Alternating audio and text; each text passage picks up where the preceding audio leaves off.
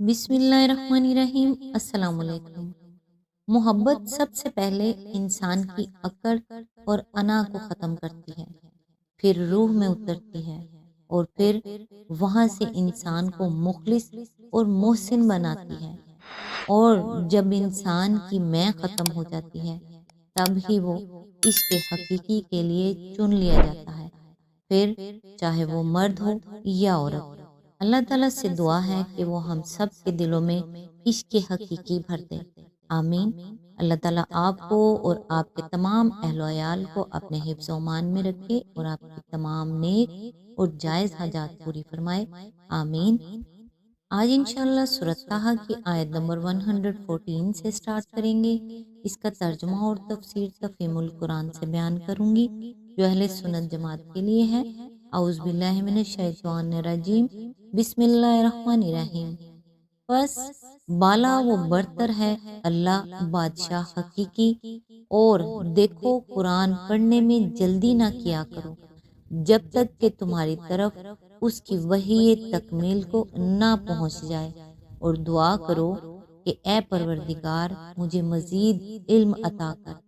اس کی تفسیر ہے، اس طرح کے فقرے قرآن میں بالعموم ایک تقریر کو ختم کرتے ہوئے ارشاد فرمائے جاتے ہیں، اور مقصود یہ ہوتا ہے کہ کلام کا خاتمہ اللہ تعالیٰ کی حمد و ثنا پر ہو۔ انداز بیاں اور سیاق و سباق پر غور کرنے سے صاف محسوس ہوتا ہے کہ یہاں ایک تقریر ختم ہو گئی ہے اور وَلَقَدْ عَهِدْنَا إِلَىٰ آدَمَ سے دوسری تقریر شروع ہوتی ہے۔ اغلب یہ ہے کہ یہ دونوں تقریریں مختلف اوقات میں نازل ہوئی ہوں گی، اور بعد میں نبی صلی اللہ علیہ وآلہ وسلم نے حکم الہی کے تحت ان کو ایک سورہ میں جمع کر دیا ہوگا۔ جمع کرنے کی وجہ دونوں کے مضمون کی مناسبت ہے، جس کو ابھی ہم واضح کریں گے۔ آیت میں لفظ ہے اے پروردگار مجھے مزید علم عطا کر۔ فَتَعَالَى اللَّهُ مَلِكُ الْحَقِّ پر تقریر ختم ہو چکی تھی۔ اس کے بعد رخصت ہوتے ہوئے فرشتہ اللہ تعالیٰ کے حکم سے نبی صلی اللہ علیہ وآلہ وسلم کو ایک بات پر خبردار کرتا ہے جو وحی نازل کرنے کے دوران میں اس کے مشاہدے میں آئی۔ بیچ میں ٹوکنا مناسب نہ سمجھا گیا، اس لیے پیغام کی ترسیل مکمل کرنے کے بعد اب وہ اس کا نوٹس لے رہا ہے۔ بات کیا تھی جس پر یہ تنبیہ کی گئی، اسے خود تنبیہ کے الفاظ ہی ظاہر کر رہے ہیں۔ نبی صلی اللہ علیہ وآلہ وسلم وحی کا پیغام وصول کرنے کے دوران میں اسے یاد کرنے اور زبان سے دہرانے کی کوشش فرما رہے ہوں گے۔ اس کوشش کی وجہ سے آپ کی توجہ بار بار بٹ جاتی ہوگی، سلسلہ اخذ وحی میں خلل واقع ہو رہا ہوگا، پیغام کی سماعت پر توجہ پوری طرح مرکوز نہ ہو رہی ہوگی۔ اس کیفیت کو دیکھ کر یہ ضرورت محسوس کی گئی ہوگی کہ آپ کو پیغام وحی وصول کرنے کا صحیح طریقہ سمجھایا جائے، اور بیچ بیچ میں یاد کرنے کی کوشش جو آپ کرتے ہیں اس سے منع کر دیا جائے۔ اس سے معلوم ہوتا ہے کہ سورۃ طٰہٰ کا یہ حصہ ابتدائی زمانے کی وحیوں میں سے ہے۔ ابتدائی زمانے میں جبکہ نبی صلی اللہ علیہ وآلہ وسلم کو ابھی اخذ وحی کی عادت اچھی طرح نہ پڑی تھی، آپ سے کئی مرتبہ یہ فعل سرزد ہوا ہے، اور ہر موقع پر کوئی نہ کوئی فقرہ اس پر آپ کو متنبہ کرنے کے لیے اللہ تعالیٰ کی طرف سے ارشاد فرمایا گیا ہے۔ سورہ قیامہ کے نزول کے موقع پر بھی یہی ہوا تھا، اور اس پر سلسلہ کلام کو توڑ کر آپ کو ٹوکا گیا کہ لا تحرک بہ لسانک لتجعل بہ ان علینا جمعہ قرآنہ فَإِذَا قُرْآنَهُ فَاتَّبِعْ قُرْآنَهُ ثُمَّ إِنَّ عَلَيْنَا بَيَانَهُ، یعنی اسے یاد کرنے کی جلدی میں اپنی زبان کو بار بار حرکت نہ دو۔ اسے یاد کرا دینا اور پڑھا دینا ہمارے ذمہ ہے، لہٰذا جب ہم اسے سنا رہے ہوں تو غور سے سنتے رہو، پھر اس کا مطلب سمجھا دینا بھی ہمارے ہی ذمہ ہے۔ سورۃ اعلیٰ میں بھی آپ کو اطمینان دلایا گیا ہے کہ ہم اسے پڑھوا دیں گے اور آپ بھولیں گے نہیں۔ سَنُقْرِئُکَ فَلَا تَنسَیٰ، بعد میں جب آپ کو پیغامات وحی وصول کرنے کی اچھی مہارت حاصل ہو گئی تو اس طرح کی کیفیات آپ پر طاری ہونی بند ہو گئی۔ اسی وجہ سے بعد کی صورتوں میں ایسی کوئی تنبیہ ہمیں نہیں ملتی۔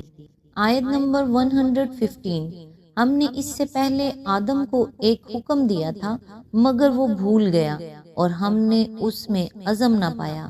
اس کی تفسیر ہے جیسا کہ ابھی بتایا جا چکا ہے، یہاں سے ایک الگ تقریر شروع ہوتی ہے جو غالباً اوپر والی تقریر کے بعد کسی وقت نازل ہوئی ہے اور مضمون کی مناسبت سے اس کے ساتھ ملا کر ایک ہی صورت میں جمع کر دی گئی ہے۔ مضمون کی مناسبتیں متعدد ہیں، مثلاً یہ کہ ایک وہ بھولا ہوا سبق جسے قرآن یاد دلا رہا ہے وہی سبق ہے جو نوح انسانی کو اس کی پیدائش کے آغاز میں دیا گیا تھا اور جسے یاد دلاتے رہنے کا اللہ تعالیٰ نے وعدہ کیا تھا اور جسے یاد دلانے کے لیے قرآن سے پہلے بھی بار بار ذکر آتے رہے ہیں۔ نمبر 2، انسان اس سبق کو بار بار شیطان کے بہکانے سے بھولتا ہے اور یہ کمزوری وہ آغاز آفرینش سے برابر دکھا رہا ہے۔ سب سے پہلی بھول اس کی اولین ماں باپ کو لاحق ہوئی تھی اور اس کے بعد سے اس کا سلسلہ برابر جاری ہے۔ اسی لیے انسان اس کا محتاج ہے کہ اس کو فہم یاد دہانی کرائی جاتی رہے۔ نمبر 3، یہ بات کہ انسان کی سعادت و شقاوت کا انحصار بالکل اس برتاؤ پر ہے جو اللہ تعالیٰ کے بھیجے ہوئے اس ذکر کے ساتھ وہ کرے گا۔ آغاز آفرینش ہی میں صاف صاف بتا دی گئی تھی۔ آج یہ کوئی نئی بات نہیں کہی جا رہی ہے کہ اس کی پیروی کرو گے تو گمراہی و بدبختی سے محفوظ رہو گے ورنہ دنیا و آخرت دونوں میں مبتلا مصیبت ہوگے۔ نمبر 4، ایک چیز ہے بھول اور عزم کی کمی اور ارادے کی کمزوری جس کی وجہ سے انسان اپنی ازلی دشمن شیطان کے بہکائے میں آ جائے اور غلطی کر بیٹھے۔ اس کی معافی ہو سکتی ہے بشرطے کہ انسان غلطی کا احساس ہوتے ہی اپنے رویے کی اصلاح کر لے اور انحراف چھوڑ کر اطاعت کی طرف پلٹ آئے۔ دوسری چیز ہے وہ سرکشی اور سرتابی اور خوب سوچ سمجھ کر اللہ کے مقابلے میں شیطان کی بندگی جس کا ارتکاب فرعون اور سامری نے کیا۔ اس چیز کے لیے معافی کا کوئی امکان نہیں ہے۔ اس کا انجام وہی ہے جو فرعون اور سامری نے دیکھا اور یہ انجام ہر وہ شخص دیکھے گا جو اس روش پر چلے گا۔ آدم کا قصہ اس سے پہلے سورہ بقرہ، سورہ اعراف، 2 مقامات پر سورہ ہجر، سورہ بنی اسرائیل اور سورہ کہف میں گزر چکا ہے۔ یہ 7واں موقع ہے جبکہ اسے دہرایا جا رہا ہے۔ ہر جگہ سلسلہ بیان سے اس کی مناسبت الگ ہے اور ہر جگہ اسی مناسبت کے لحاظ سے قصے کی تفصیلات مختلف طریقے سے بیان کی گئی ہیں۔ قصے کے جو اجزاء ایک جگہ کے موضوع بحث سے مناسبت رکھتے ہیں وہ اسی جگہ بیان ہوئے ہیں، دوسری جگہ وہ نہیں ملیں گے یا طرز بیان ذرا مختلف ہوگا۔ پورے قصے کو اور اس کی پوری معنویت کو سمجھنے کے لیے ان تمام مقامات پر نگاہ ڈال لینی چاہیے۔ ہم نے ہر جگہ اس کے ربط و تعلق اور اس سے نکلنے والے نتائج کو اپنے حواشی میں بیان کر دیا ہے، یعنی اس نے بعد میں اس حکم کے ساتھ جو معاملہ کیا وہ استکبار اور قصدی و ارادی سرکشی کی بنا پر نہ تھا بلکہ غفلت اور بھول میں پڑ جانے اور عزم و ارادے کی کمزوری میں مبتلا ہونے کی وجہ سے تھا۔ اس نے حکم کی خلاف ورزی کچھ اس خیال اور نیت کے ساتھ نہیں کی تھی کہ میں خدا کی کیا پرواہ کرتا ہوں، اس کا حکم ہے تو ہوا کرے، جو کچھ میرا جی چاہے گا کروں گا۔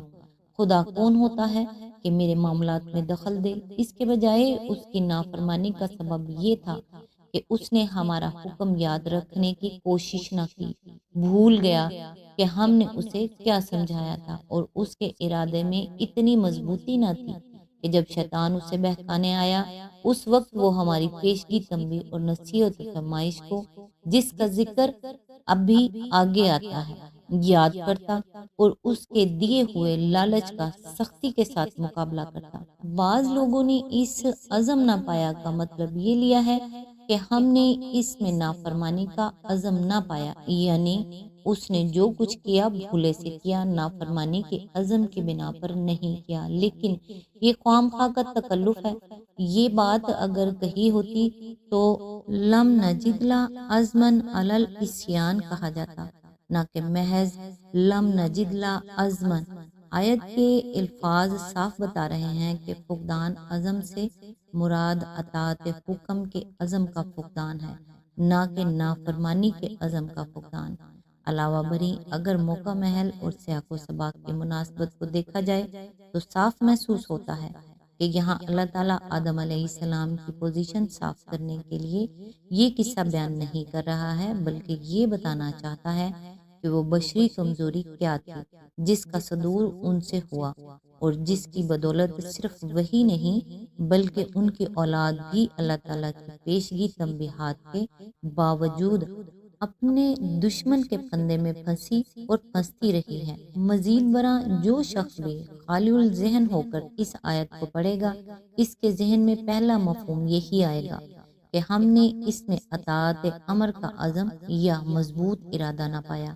دوسرا مفہوم اس کے ذہن میں اس وقت تک نہیں آ سکتا جب تک وہ آدم علیہ السلام کی طرف معصیت کی نسبت کو نامناسب سمجھ کر آیت کے کسی اور معنی کی تلاش شروع نہ کر دے۔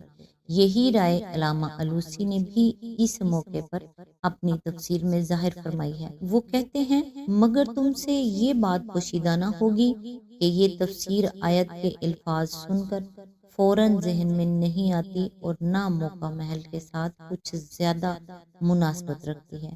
آج تک کے لیے بس اتنا ہی۔ نیکسٹ انشاءاللہ آیت نمبر 116 سے سٹارٹ کریں گے۔ تب تک کے لیے دعاؤں میں یاد رکھیے گا۔ اللہ حافظ۔